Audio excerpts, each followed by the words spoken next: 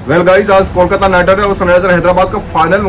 मुकाबले में अगर मैं बात करूं गाइस, तो सबसे पहले बात करने वाले हैं जितनी ज्यादा जीत के चर्चे भाई सनराइजर हैदराबाद के होते हैं, उससे कहीं ज्यादा चर्चे जो होते हैं वो भाई सनराइजर हैदराबाद की मालकिन काव्या मारन के होते हैं। और आज हम इसी चीज में विशेष ज्यादा टिप्पणी करने वाले हैं, जिसमें भाई इनकी निजी लाइफ को लेकर बताने वाले हैं कि कैसे कैसे इनका जो सफर है सनराइजर हैदराबाद की मालकिन का, सनराइजर हैदराबाद के ओनरशिप संभालने वाला जो सफर है, कैसे कैसे यहाँ तक पहुंचा। उसी के बाद में अगर बात करूं तो सनराइजर हैदराबाद की मालकिन काव्या मारन का जन्म साउथ में हुआ था और साउथ के एक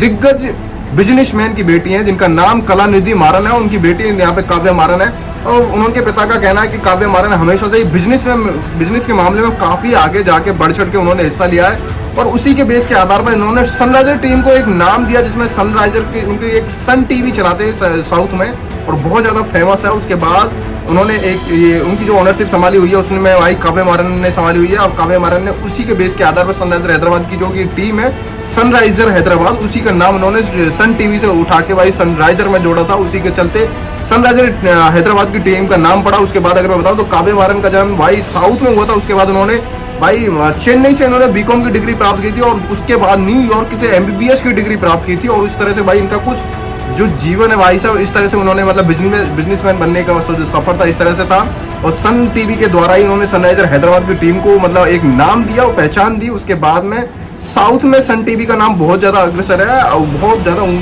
ऊपर ऊंचे लेवल पे है। उसके बाद अगर गाइस मैं बात करूं तो जिस हिसाब से इनके पिता बिजनेसमैन है और बिजनेसमैन के मामले में भी ये काव्या मारन बहुत ज्यादा आगे। जब ऑक्शन टेबल पे भाई साहब मतलब बोली लग रही थी, पैट कमिंस को 20 करोड़ रुपए देके खरीदा था, तो उस टाइम पे मतलब बहुत सारे एक्सपर्ट और सिलेक्टर्स और बहुत सारे जो बड़े बड़े बंदे जो होते हैं ओपिनियन देने वाले, वो सब लोग कह रहे थे कि लड़कियों को सही मायने में यार शॉपिंग करना नहीं आता है। 20-20 करोड़ रुपए किसी ऐसे बंदे के ऊपर खर्च करना क्या लाजमी होगा? मतलब बहुत सारे सवाल होते हैं बताने गाइस। उसके बावजूद बहुत लोगों ने ऐसे कुछ बोला, ऐसा ही कुछ गंभीर के लिए बोला था जब 25 करोड़ रुपए मिचेल स्टार के ऊपर खरीदे थे उन्होंने मतलब दिए थे, तो तब बहुत लोग कह रहे थे यार गंभीर की जो बुद्धि है वो सटिया गई है, गंभीर पता नहीं ये किस रोल में आ रहा है, क्या इतना बड़ा रिस्क ले रहा, 25-25 करोड़ रुपए बंदे दे रहा जिसमें आईपीएल के इतिहास में अभी तक किसी की भी प्लेयर की बोली नहीं लगी है। और ये बंदा भाई 25 करोड़ रुपए मिचेल स्टार को दे रहा, बुढ़ापे में उस बंदे को पता नहीं क्या प्रदर्शन करेगा, उसके बावजूद 25 करोड़ रुपए। और भाई इतना तगड़ा प्रदर्शन किया मिचेल स्टार्क ने कि मतलब नॉकआउट मैचेस में केकेआर को फाइनल तक पहुंचाया और 3 विकेट जब चटकाए तो वो पूरी तरह से बिल्कुल समेट देने वाले थे कि पूरी तरह से जिस हिसाब से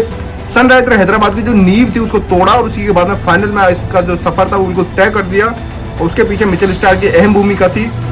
और सनराइजर हैदराबाद के अगेंस्ट में एक बार फिर से मुकाबला होगा, जिसमें नई बॉल मिचेल स्टार्क के हाथों में थामी जाएगी और पता नहीं आगे क्या होगा, वो सब लोग जानते ही हैं। और कुछ भाई इसी के चलते गाइस अगर मैं बात करूं तो काव्या मारन को लेकर बहुत लोगों के सवाल थे, जिसमें उन्होंने बोला था कि यार ये लड़कियां हैं, इन पे शॉपिंग वॉपिंग करना आता है नहीं है, ऑक्शन टेबल पे इनको बैठा दिया गया है और ये क्या है, मतलब बड़े बड़े प्लेयर्स को इसने खरीदा तो जरूर है पर लेकिन इतने रुपए कौन उड़ाता है यार। मतलब कमिंस के ऊपर 20-20 करोड़ रुपए उड़ाए पर लेकिन और उसके बावजूद मतलब सनराइजर हैदराबाद की कमान संभाली हुई है। यहाँ पे एडम मार्करम थे, उनको हटा के कप्तान बनाया कमिंस को और पता नहीं उनकी दिमाग में क्या चल रहा था पर लेकिन एकदम बिल्कुल सटीक रूप से बिल्कुल सही साबित हुआ और कमिंस ने पूरी सनराइजर हैदराबाद टीम को पूरी तरह से ऑस्ट्रेलिया टीम बना दिया। और ऑस्ट्रेलिया टीम बनाने के बाद में इस टाइम में फाइनल में उनकी एंट्री होती है धमाकेदार। और सब लोग जानते हैं कि यार जैसे जैसे पैट कमिंस जिस हिसाब से फॉर्म में आए हुए हैं इस टाइम पे बॉलिंग से लेकर बल्लेबाजी तक तगड़ा प्रदर्शन करते हैं। उसके बाद जिस हिसाब से पूरी टीम को मैनेज करते हैं और जिस हिसाब से विकेट कीपिंग और एटसेट्रा मतलब देखा जाए तो पूरे ऑल ओवर जितना भी ग्राउंड होता है सबको कैसे कैसे कवर करते हैं, कैसे कैसे प्लेयर्स को रिमूव करते हैं, किस तरह से मतलब मूवमेंट देते हैं।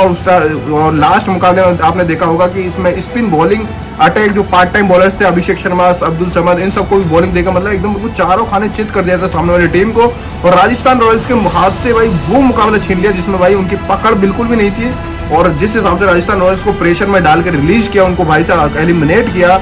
सेकंड सेमीफाइनल मुकाबले से और अपनी जो जगह बनाई वो पक्की की फाइनल मुकाबले में। और काव्या मारन ने जिस हिसाब से भाई 20 करोड़ रुपए खर्च किए थे पैट कमिंस के ऊपर, वो पूरी तरह से सब लोगों की नजरों के सामने कि वो सही साबित होता हुआ बिल्कुल नजर आया गाइस। इसी के साथ साथ गाइस मैं मिलता हूं